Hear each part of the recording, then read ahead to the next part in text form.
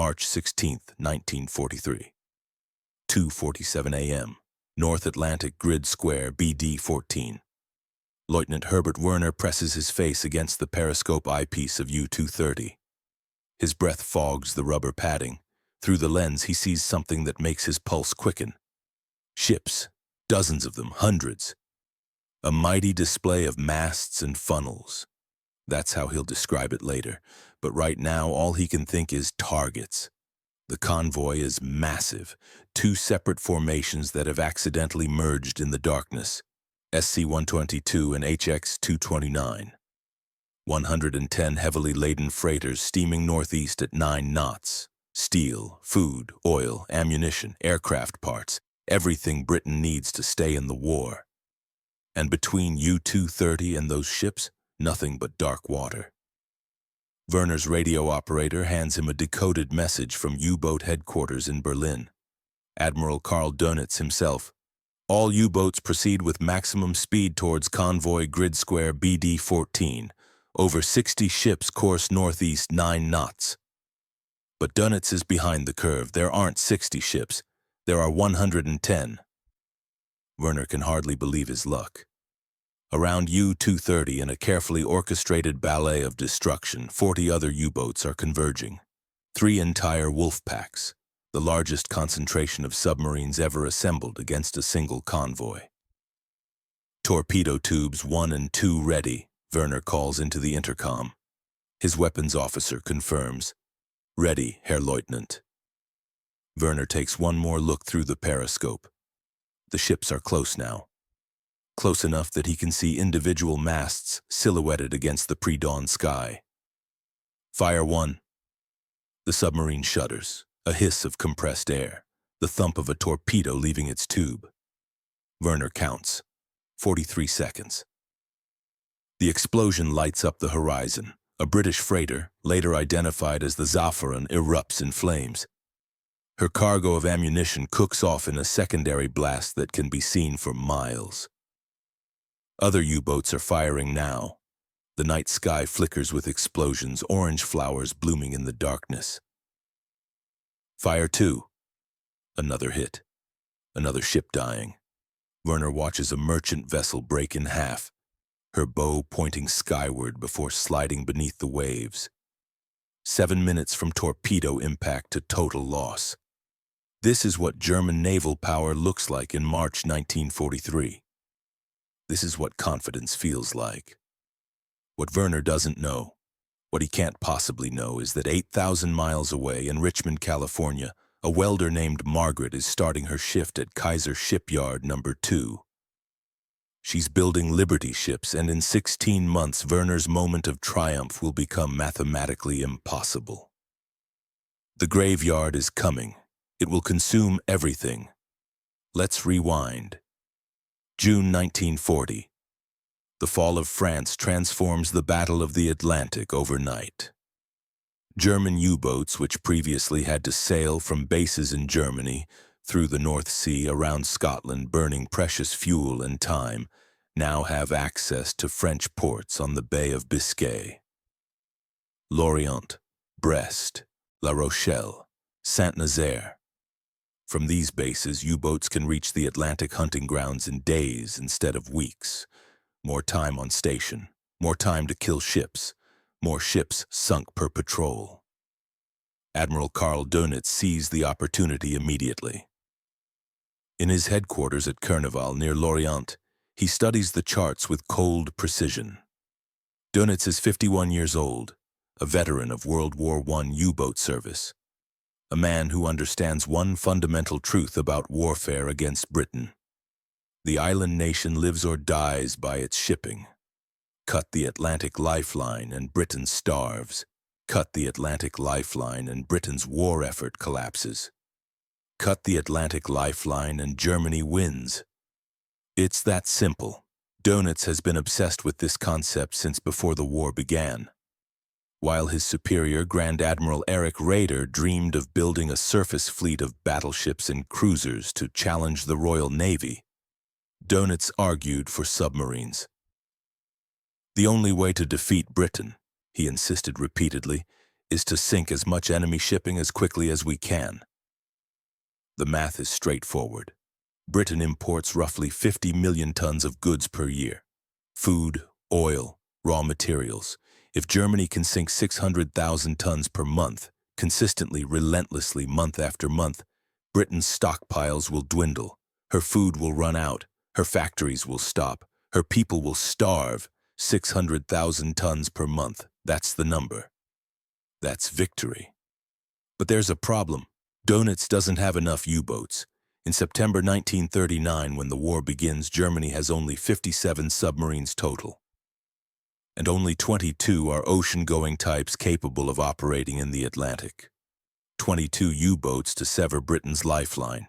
It's absurdly inadequate. Donitz calculates that he needs at least 300 U-boats to achieve his goal. 300 submarines with roughly 100 at sea at any given time, accounting for boats in transit and boats under repair. But German shipyards are building slowly, very slowly. 1 U-boat in 1937, 6 more in 1938. The dispute between Raeder's battleship-focused Z-plan and Donitz's submarine-focused strategy means nobody can agree on priorities. So Donitz fights with what he has. And in June 1940, what he has starts to look very, very dangerous. The statistics from that month make grim reading in London. 58 merchant ships sunk. Total displacement, 284,113 tons. It's not yet the 600,000 tons per month Donitz needs, but it's a start, and the trend is rising. October 1940 brings 2 convoy battles that will be studied by naval historians for decades. Convoy SC-7 departs Sydney, Nova Scotia on October 5th. 35 merchant ships, old slow vessels, some dating back to the 1890s. Maximum speed 7 knots. They lumber across the Atlantic in 8 columns spread over 5 square miles of ocean. Their escort? Initially just 2 armed merchant cruisers, later reinforced by a sloop and a corvette. Against them, 8 U-boats. Kapitänleutnant Otto Kretschmer commands U-99. He's already Germany's top-scoring U-boat ace. His tactics are aggressive, methodical, lethal. The night of October 17th, Kretschmer brings U-99 to the surface and infiltrates the convoy. Yes, you read that correctly. To the surface. U-boats in 1940 are not the stealthy underwater predators of movies and popular imagination. They're surface vessels that can dive. On the surface, they're faster than most merchant ships, capable of 15 to 18 knots. Submerged, they're slow and nearly blind, running on battery power for only a few hours. So the Wolfpack tactic is simple. Surface at night. Use speed and darkness to position among the convoy columns. Fire at point-blank range. Dive only when threatened. Kretschmer's log, dictated as the attack unfolds, reads like a shooting gallery scorecard. Immediately after the torpedo explosion, there is another explosion with a high column of flame from bow to bridge. Smoke rises 300 meters, bow apparently shattered. Ship continues to burn with a green flame. He sinks 3 ships in the heart of the convoy. The escorts race around, dropping depth charges at empty water. Star shells burst overhead, but they only illuminate the chaos, burning ships, lifeboats, men in the water. Kretschmer maneuvers with impunity. He notes in his log that the destroyers do not know how to help. By the time dawn breaks on October 19th, 17 ships from convoy SC-7 are on the bottom. Of 35 that departed Nova Scotia, only 15 reach Liverpool. 140 men are dead. The German crews celebrate what they call the Night of the Long Knives. But there's more.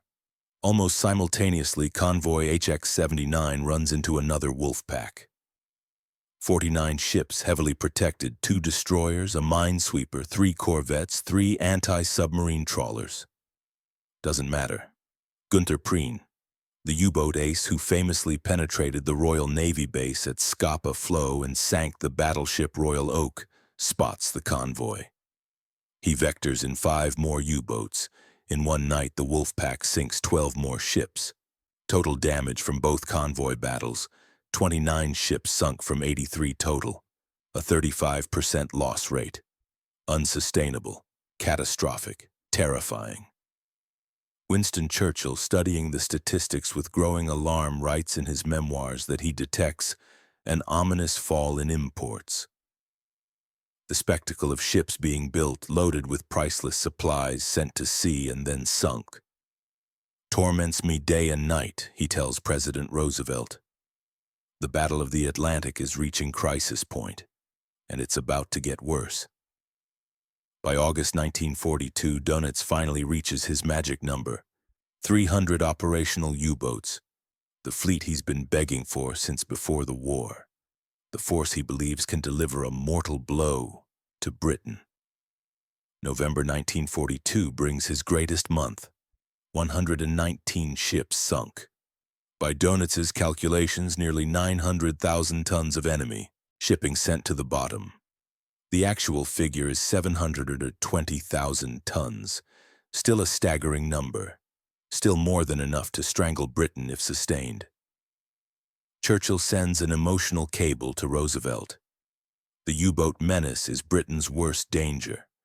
Food stocks are running dangerously low. The oceans, which were your shield, threaten to become your cage.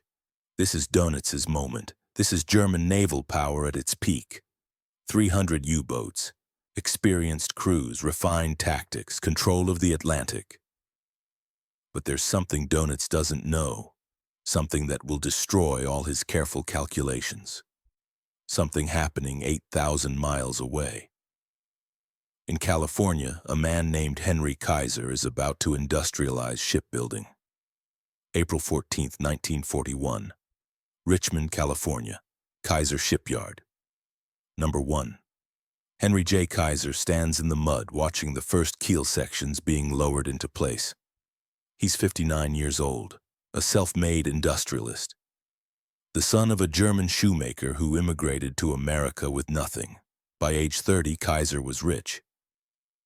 By his 50s, he's one of the most powerful businessmen in the country. His resume includes the Hoover Dam, the Grand Coulee Dam, roads, bridges, massive construction projects across the American West. Now he's been asked by the U.S. Maritime Commission to build merchant ships. Kaiser has never built a ship in his life. Doesn't matter. He sees the problem with fresh eyes. Traditional shipbuilding is slow. A vessel is constructed in place from keel to completion over many months. Skilled riveters painstakingly join steel plates with red-hot rivets. It's craftsmanship, it's art, it's also painfully inefficient. Kaiser's revolution is simple. Build the ships in sections. Weld instead of rivet. Assemble the pieces like a giant 3-dimensional jigsaw puzzle. Prefabrication, modular construction. Assembly line techniques applied to 10,000-ton freighters. It's the Henry Ford approach to shipbuilding. The design Kaiser is working with comes from the British. A simple, sturdy, old-fashioned freighter based on a 1930s tramp steamer design. The Americans call it the Liberty ship. EC2SC1 is the official designation. Emergency cargo, 2,500 horsepower, steam engine cargo ship, design number 1. The specs are utilitarian to the point of brutality. Length, 441 feet. Beam, 57 feet. Displacement, 10,500 tons. Speed, 11 knots, barely faster than the convoys they'll travel with. Cargo capacity, 9,140 tons. No frills, no comfort, no unnecessary expense.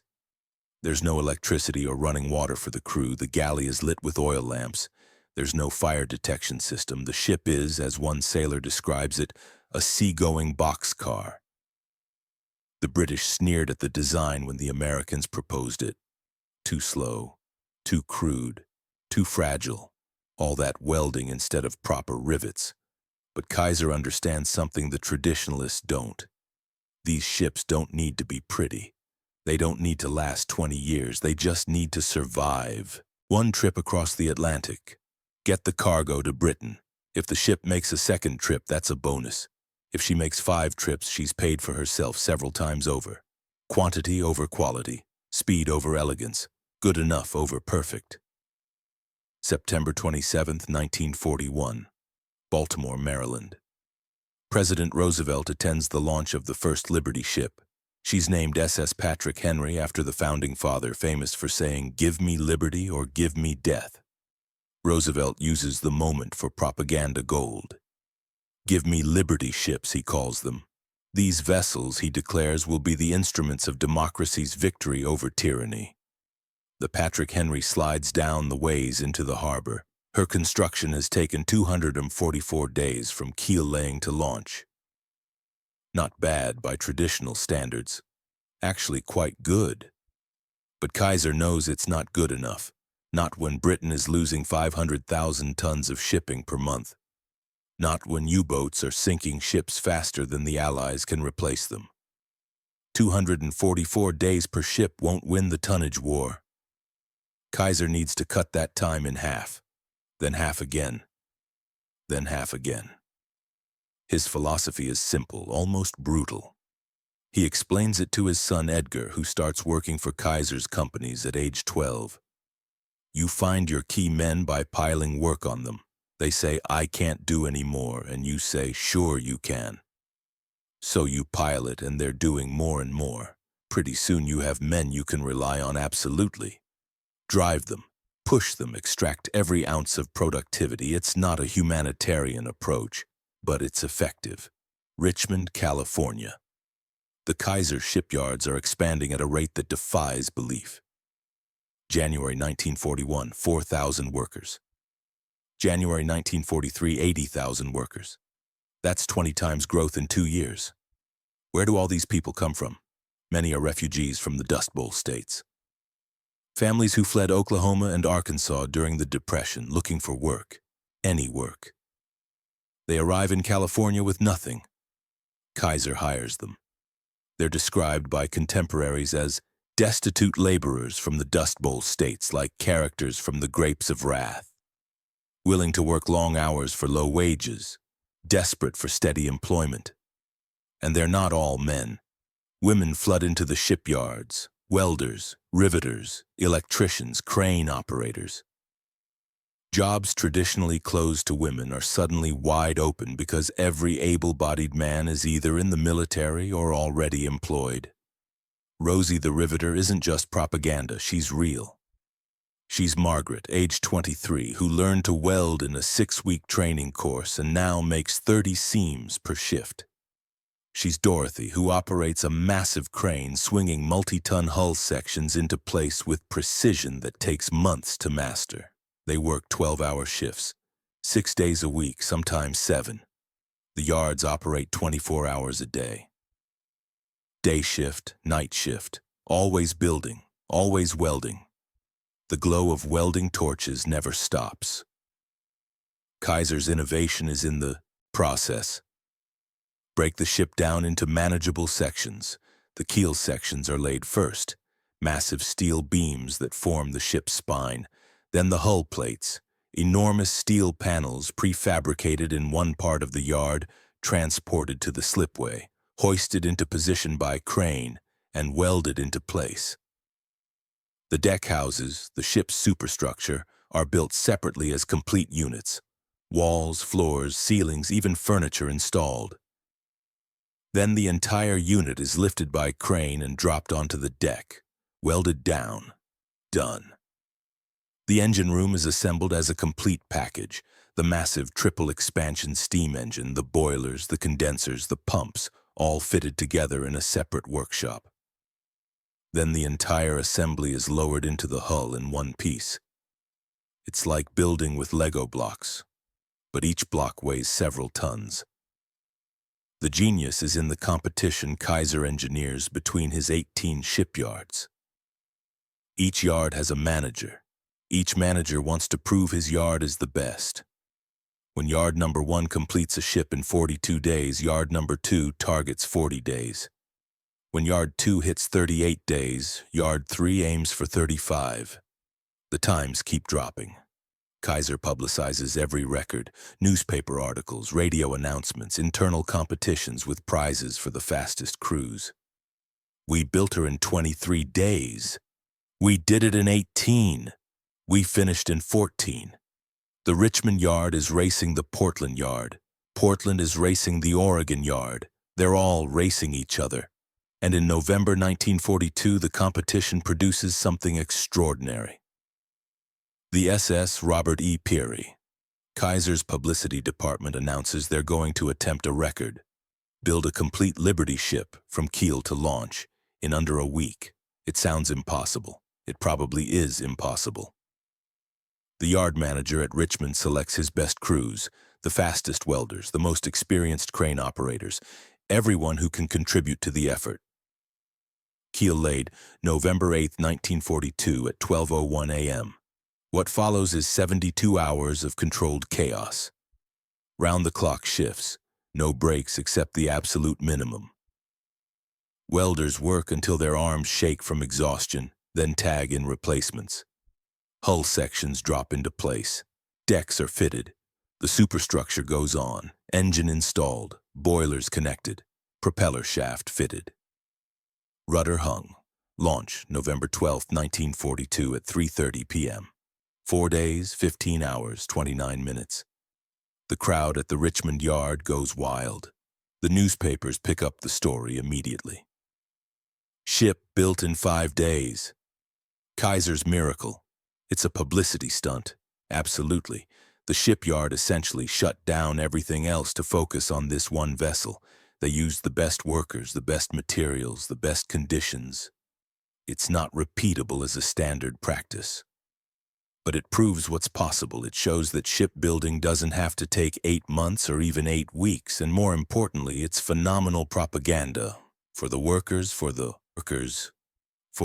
American public, for Britain's morale, and, crucially, for German naval intelligence.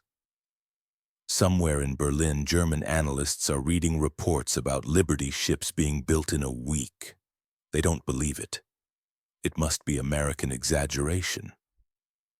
But the truth is almost as impressive as the exaggeration.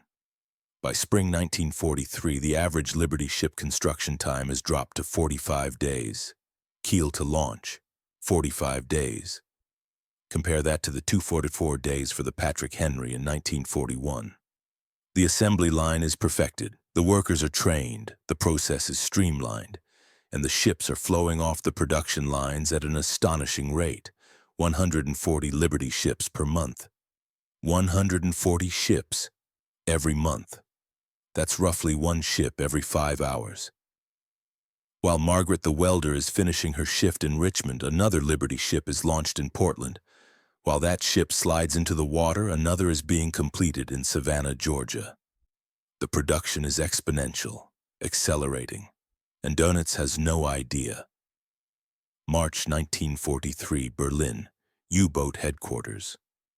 Dönitz studies his charts with satisfaction. The month's statistics are excellent, perhaps his best month of the war. Preliminary reports suggest 97 Allied merchant ships sunk. Total tonnage, approximately 627,000 tons. It's over his target, the 600,000 tons per month he's been aiming for since before the war. And the 2 convoy battles, SC-122 and HX-229 combined, are being celebrated as a stunning victory.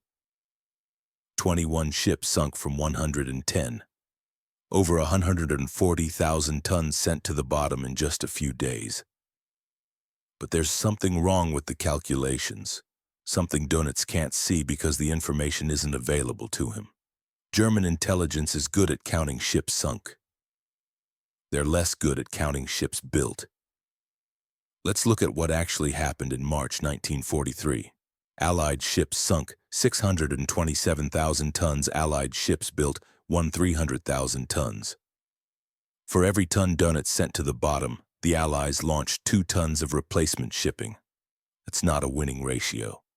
That's not even a competitive ratio. And it gets worse. Look at the specific numbers from the Liberty Ship Program. March 1943. Liberty Ship production, 60 ships launched, average tonnage per Liberty ship, 10,500 tons total Liberty tonnage launched in March. 630,000 tons Liberty ships alone.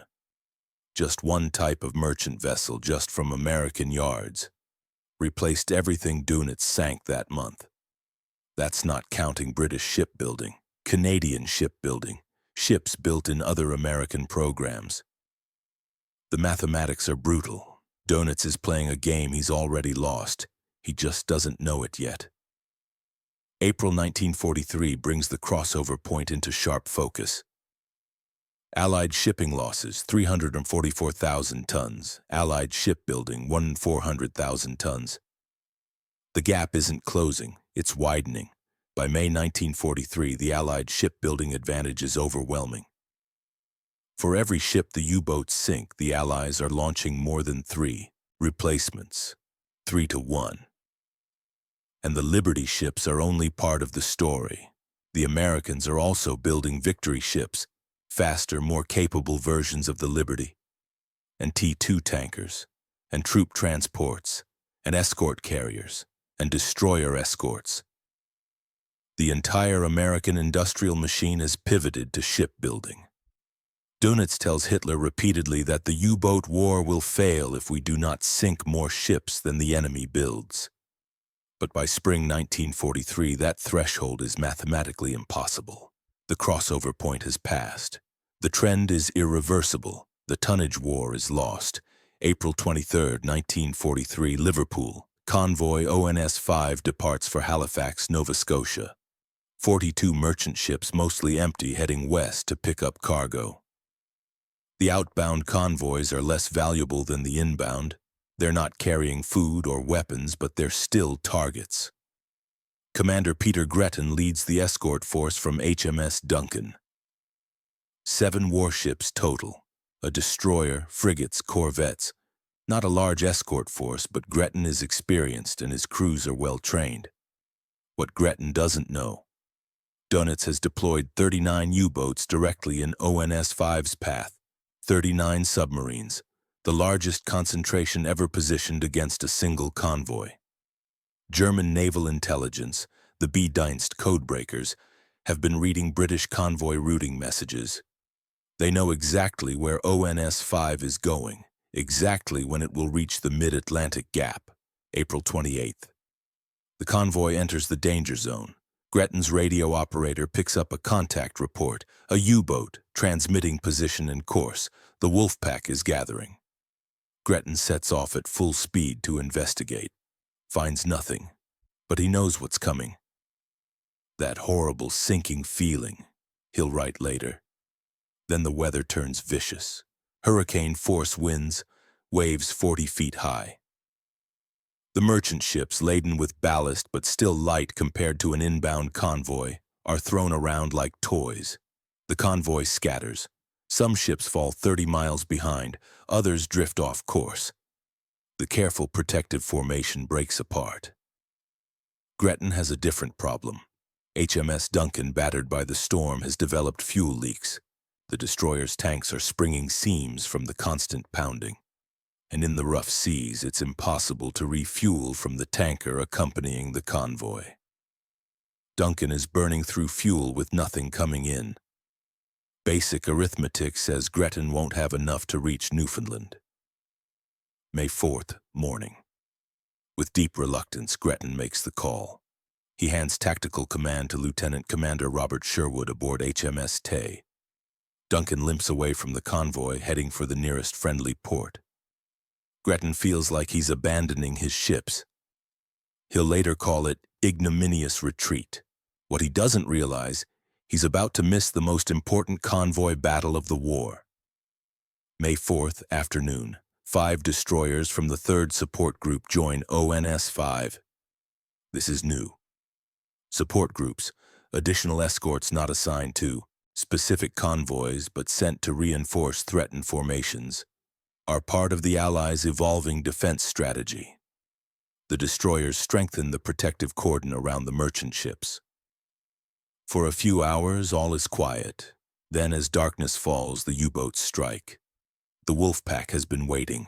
39 submarines positioned in patrol lines across the convoy's course. Now they're moving in for the kill. May 4 to 5 night. Chaos. U-boats surface among the convoy columns. Torpedoes streak through the darkness. Ships explode. Lifeboats launch into mountainous seas. 5 merchant ships go down. It looks like another German victory. Another convoy massacred. Another confirmation that Dönitz's tactics still work. But something is different this time. The escorts are fighting back with technology the U-boats haven't faced before, 10-centimeter radar. Unlike the older meter wavelength radar, the new sets can detect U-boats on the surface at night. The submarine's greatest advantage, darkness, is neutralized. HF-DF, high-frequency direction finding, huff-duff to the sailors. When a U-boat transmits a contact report to headquarters, the escort's HF-DF operators can instantly locate the transmission source. The submarines can't coordinate without radioing, and every radio transmission gives away their position. VLR Liberators. Very long-range Liberator bombers from bases in Iceland and Newfoundland. They're finally available in sufficient numbers to cover the mid-Atlantic gap. The gap is closing. May 5th, dawn. The escorts go on the attack. A U-boat surfaces to recharge batteries. A destroyer's radar picks it up at 8 miles. The destroyer charges at 30 knots. The U-boat crash dives. Too late. Depth charges bracket the submarine. U-638 is blown apart. Another U-boat, U-531, gets too close to a frigate, detected by ASDIC sonar. Depth charged. The crew abandons ship as she goes down. U-438, caught on the surface by a corvette, rammed, sinks in 4 minutes. U-125, attacked by aircraft, then rammed by a destroyer, goes down with all hands. U-192 simply disappears, stops responding to radio calls. Presumed sunk, though no one knows exactly how or when. Herbert Werner, still aboard U-230, listens to the radio messages with growing horror. Destroyer, attacked, sinking, U-638. Depth charges, leave boat, U-531, corvette, sinking, U-438. Aircraft, rammed, sinking, U-125. 5 U-boats lost in 24 hours, for 13 merchant ships sunk. The exchange rate is flipped. For the first time in the war, the convoy escort is killing more U-boats than the U-boats are killing ships. This is the turning point. This is the moment the Battle of the Atlantic changes forever. Dönitz doesn't recognize it yet. He's still focused on the 13 ships sunk, not the 5 U-boats lost. But Werner understands. Listening to those death messages, he knows something fundamental has shifted. We were no longer the hunters, he'll write decades later. We had become the hunted. May 1943, the bloodbath continues. Convoy SC-128, 7 U-boats attack. Result, 2 merchant ships sunk, 3 U-boats destroyed. Convoy HX-237, 40 U-boats positioned to intercept. Result, 0 merchant ships sunk. The convoy isn't even detected. Convoy SC-129, 25 U-boats attack.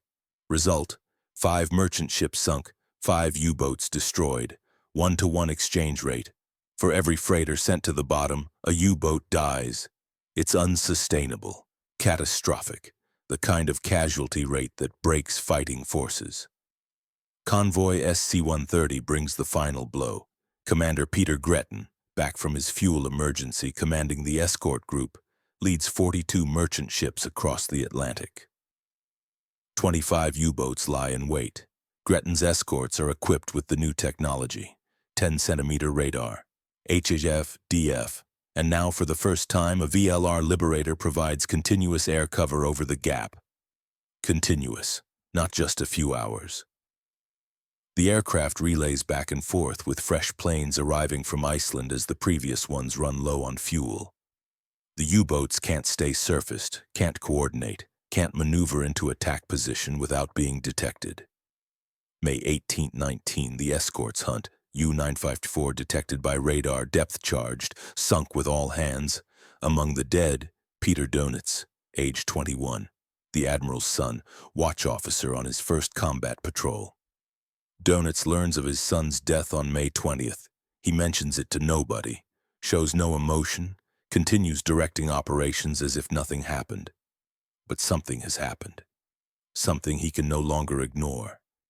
Final tally for convoy. SC-130, 0 merchant ships sunk. 2 U-boats destroyed, 0 ships sunk. And it's not an isolated case. The pattern is repeating across multiple convoys. May 1943 statistics, merchant ships sunk, 50 U-boats destroyed, 41 U-boats in 1 month. The previous worst month for U-boat losses was 15. May 1943 becomes known in the U-boat fleet as Black May. May 24, 1943. Donitz makes the call. He orders all U-boats to withdraw from the North Atlantic, retreat to less defended areas. Wait for new technology, acoustic torpedoes, better radar detectors, schnorkel breathing tubes. In his war diary, he writes a sentence that amounts to surrender. We had lost the Battle of the Atlantic, not tactically, strategically, permanently. The North Atlantic convoy routes, the jugular vein of Allied supply, are now effectively secure. Return to Herbert Werner aboard U-230, May 12, 1943. The submarine is patrolling south of Greenland. The crew is tense, exhausted, running on adrenaline and fear. Then Werner spots something. Through the periscope, a mighty display of masts and funnels. A convoy, maybe 40 ships. Heavily loaded, heading for Britain. This is what they've been searching for, what they've risked everything to find. Torpedo tubes ready, Werner orders. His crew moves into attack positions, torpedoes loaded, range calculated, bearing set. Werner is lining up the shot when someone shouts from the conning tower, Flugzeug, aircraft. Werner looks up. A biplane, a swordfish from an escort carrier, is diving at them from the sun. Crash! Dive! U-230 plunges beneath the waves. Depth charges explode overhead. The submarine shakes. Lights flicker. Men thrown against bulkheads. The attack lasts 90 seconds. Then silence. Werner surfaces cautiously. The convoy is gone. The aircraft has marked their position. Destroyers will be converging. U-230 retreats at full speed. No attack, no kills, just survival. It's the new reality for U-boats in 1943. The ocean that was once their hunting ground has become their graveyard. The statistics tell the story. 1942, last 6 months. Merchant ships sunk, 629 U-boats lost, 85, 1943, first 6 months. Merchant ships sunk, 314 U-boats lost, 141. The numbers are trending in one direction, down. 1943, last 6 months. Merchant ships sunk, 149 U-boats lost, 80. 1944, first 6 months. Merchant ships sunk, 67 U-boats lost, 115. By mid-1944, the U-boat force is dying faster than it's killing. And the reason is simple: American industrial production. While U-boat crews are fighting and dying, Liberty ships are launching. One every 5 hours, every hour of every day. Let's lay out the numbers, all of them. The full accounting of the tonnage war that Donitz thought he could win. German U-boat fleet, total commissioned during the war, 1,262 submarines. Total lost, 785 submarines. Casualty rate, 67% U-boat crewmen who served, 38,000 U-boat crewmen killed, 30,000 survival rate, 21%. Think about that. If you joined a U-boat crew, you had less than 1 chance in 4 of surviving the war. Allied merchant shipping losses, total ships sunk by U-boats, 2,079 total tonnage sunk by U-boats, 14.5 million tons peak year, 1942. One that 664 ships sunk final year, 1944-45. Losses negligible, 14.5 million tons. That's the damage. That's what Donitz achieved with his U-boat fleet. It's a staggering number. Hundreds of ships, thousands of men, millions of tons of food, fuel, weapons, supplies sent to the bottom of the Atlantic. But here's the American response. Liberty ship production, total built, 2,710 ships, average tonnage per ship. 10th 500 tons total Liberty ship tonnage, 28.5 million tons construction time frame, 1941, 1945. 28.5 million tons. Liberty ships alone, just one American merchant ship program, produced nearly twice as much tonnage as German U-boats sank. And Liberty ships weren't the only vessels being built. Total Allied merchant shipbuilding, all types, all nations. Total tonnage built, 42 million tons. 42 million tons built versus 14.5 million tons sunk. The ratio, 2.9 to 1. For every ton donut sent to the bottom, the Allies launched 3 tons of replacement shipping. This is industrial warfare. This is what happens when the world's largest economy shifts to total war production. Germany could build the finest submarines in the world. And they did. The Type 7 U-boat was an excellent design, reliable, capable, combat-proven. But it didn't matter. America didn't need to build better ships. America just needed to build more ships. Faster ships, cheaper ships, good enough ships. And they did, by the thousands. By May 1944, the Atlantic is effectively an Allied lake. Convoys sail with minimal losses. The U-boat threat hasn't disappeared, submarines are still sinking ships, but the strategic impact is gone. June 6, 1944. D-Day. The invasion of Normandy requires 5,000 ships. 5,000. Troop transports, tank landing ships, supply vessels, support craft, warships. The Armada assembles in British ports without significant interference. Crosses the Channel without loss to U-boats. Delivers 156,000 men to the beaches of Normandy. This invasion is only possible because the Atlantic lifeline is secure. Because Liberty ships spent 3 years hauling millions of tons of supplies to Britain, building up stockpiles, preparing the arsenal. Dunitz's U-boats had their chance to stop this. From 1940 to 1943, they had the opportunity to sever the Atlantic convoy routes, to starve Britain, to make the invasion impossible. They failed. Not because the U-boat crews weren't brave, they were. Not because the tactics weren't sound, they were initially. Not because the technology wasn't adequate, it was for a time. They failed because they couldn't sink ships faster than America could build them. The mathematics were against them from the start. They just didn't know it until it was too late. Herbert Werner survives the war. U-230 makes it through 1943 through 1944, through the catastrophic losses that wipe out most of the U-boat fleet.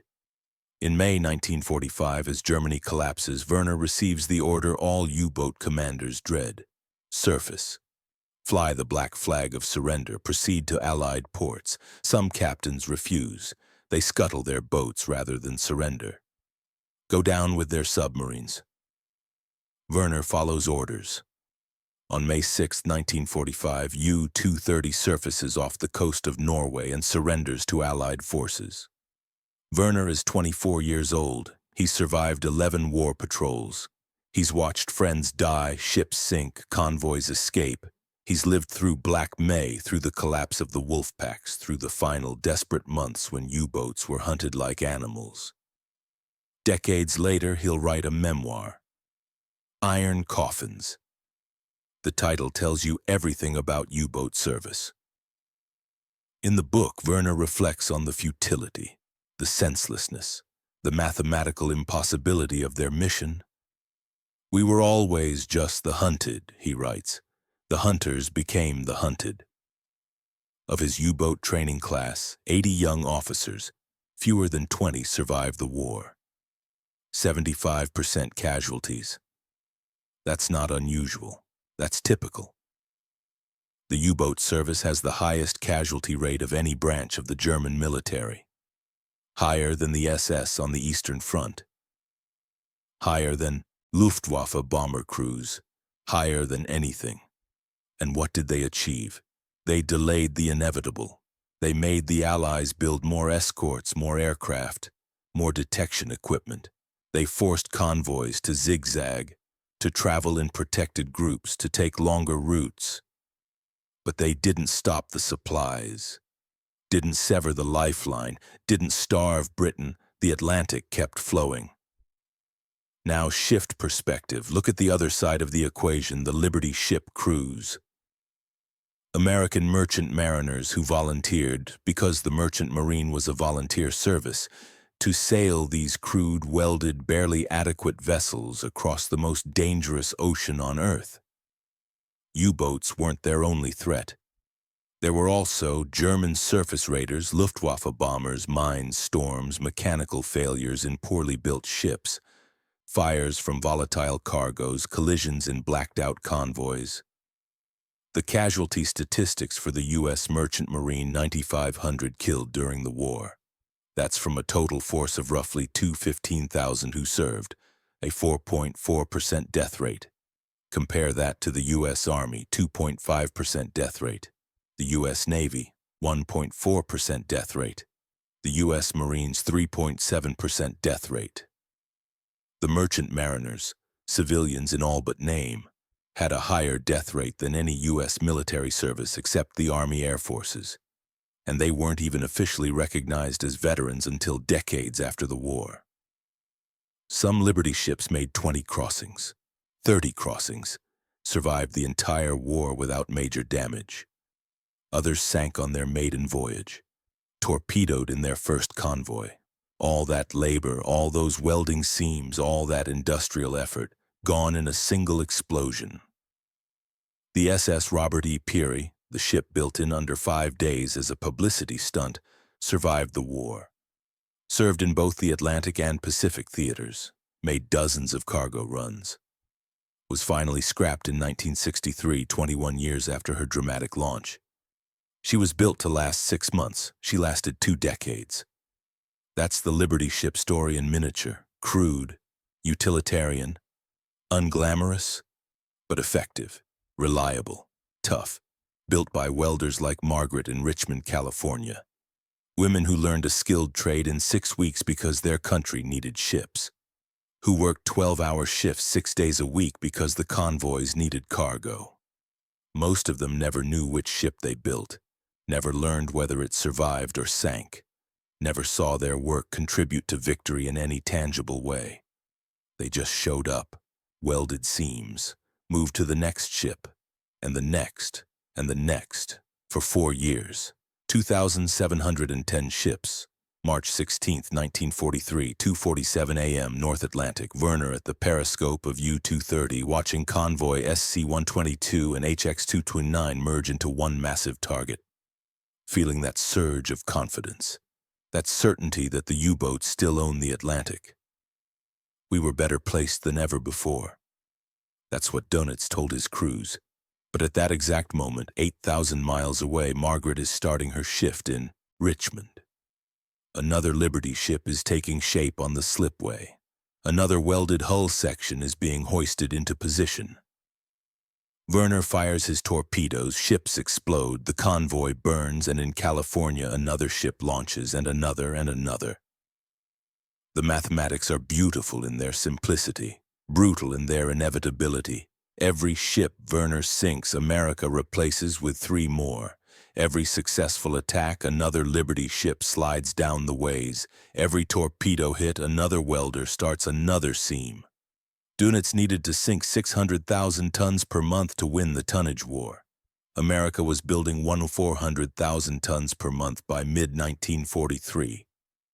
There's no tactic that overcomes that disparity, no technology, no courage, no skill, just mathematics. Industrial capacity wins wars, not always, not in every conflict.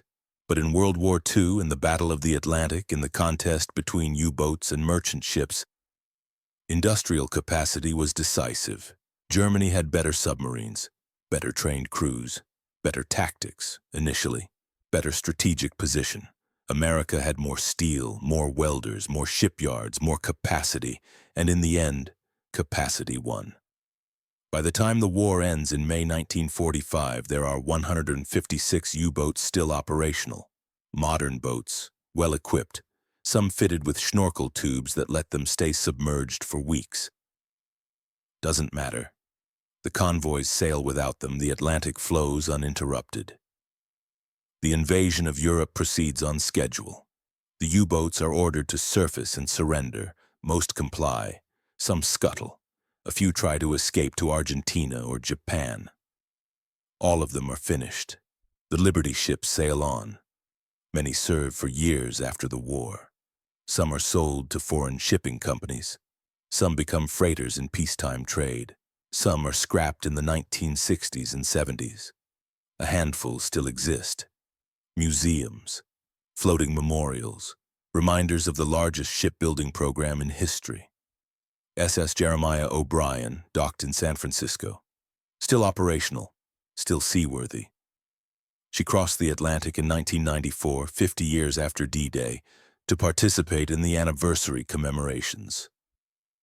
A welded, crude, unglamorous seagoing boxcar built in 56 days in 1943, still floating 80 years later.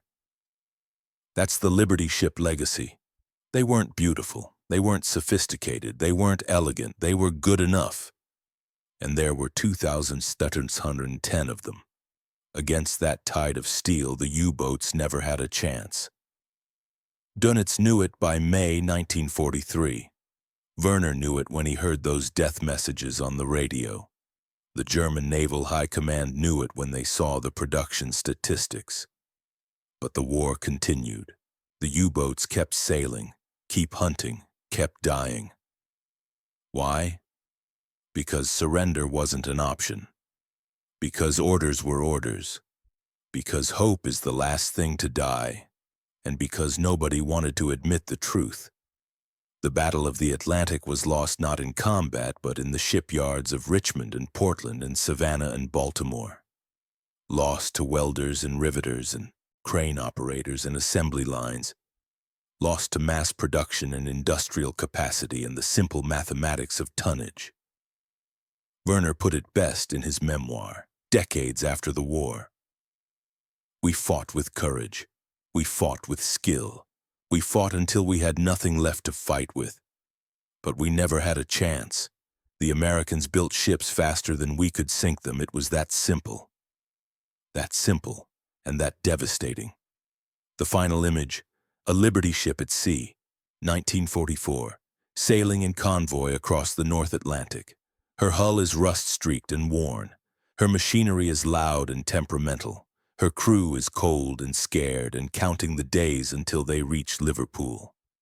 But she's afloat, and she's carrying 10,000 tons of supplies, food, ammunition, vehicles, medicine, everything an army needs to fight. And behind her, stretching to the horizon, are 50 more ships just like her. And in front of her, the coast of Britain. And somewhere below, Werner aboard U-230, listening on hydrophones, counting the propellers, knowing he can't attack because there are destroyers everywhere and aircraft overhead and his batteries are low and his torpedoes are running out. The hunters became the hunted. The graveyard claimed them all. But the Liberty ships sailed on. 2,710 of them, built in 4 years, by Americans who'd never built ships before. To replace 5 million tons that German U-boats sent to the bottom. They called them sea-going boxcars. But they were freedom ships, and they won the war.